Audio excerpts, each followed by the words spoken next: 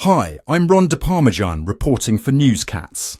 Meow, the student loan debt crisis in America has just taken a dramatic turn.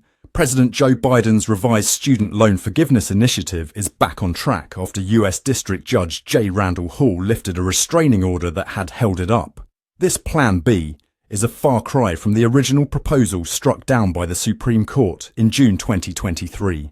While the initial plan aimed to cancel up to $20,000 for Pell Grant recipients and $10,000 for others, this new approach targets specific groups of borrowers, potentially benefiting around 25 million Americans. The essence of Biden's new plan is to provide targeted relief for those facing the most significant financial hardships. It's set to eliminate accrued interest for borrowers whose balances exceed their original loans, offering up to $20,000 in interest forgiveness for eligible individuals.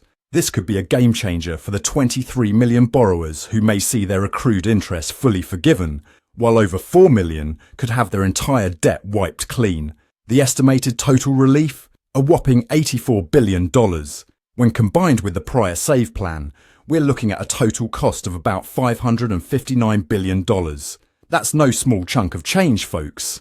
Now, let's pause for a moment and consider why this matters. Student loan debt in the United States has ballooned to over $1.7 trillion, affecting approximately 43 million borrowers. It's become the second largest form of consumer debt in the country, trailing only behind mortgage debt.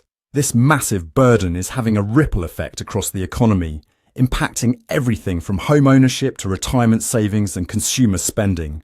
As one borrower put it, with the burden of student loan debt really holding back generations of families, we're seeing that American dream slip out of our hands. It's clear that this isn't just about numbers on a spreadsheet. It's about real people's lives and futures. But not everyone's purring with contentment over this plan.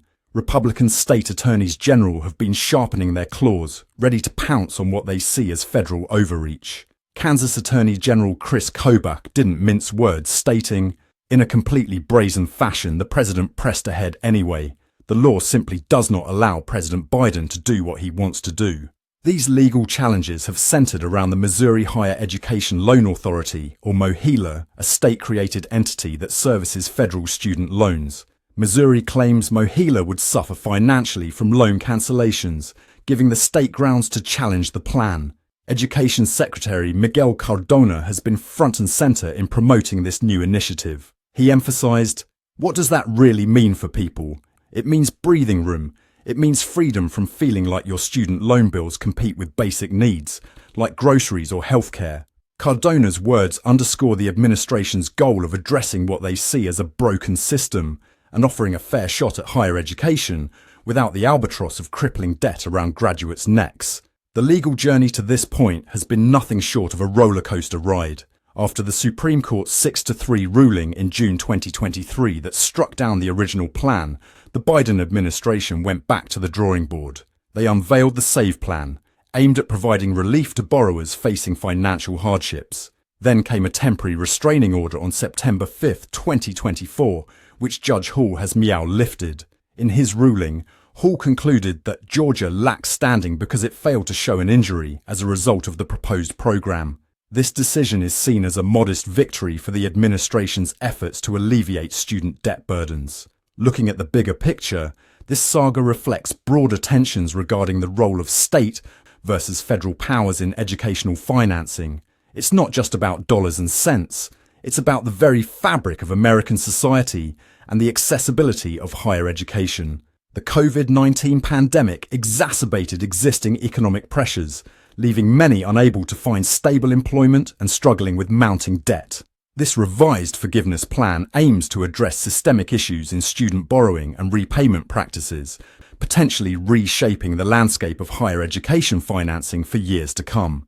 As we edge closer to the presidential election on November 5, 2024, the weight of this issue could resonate throughout the electoral process. For millions of Americans, the outcome could dictate their financial future, making it an essential conversation for a country striving to find a way forward amid growing economic disparities. Whether you're a borrower, a taxpayer, or simply a concerned citizen, this is an issue that affects us all.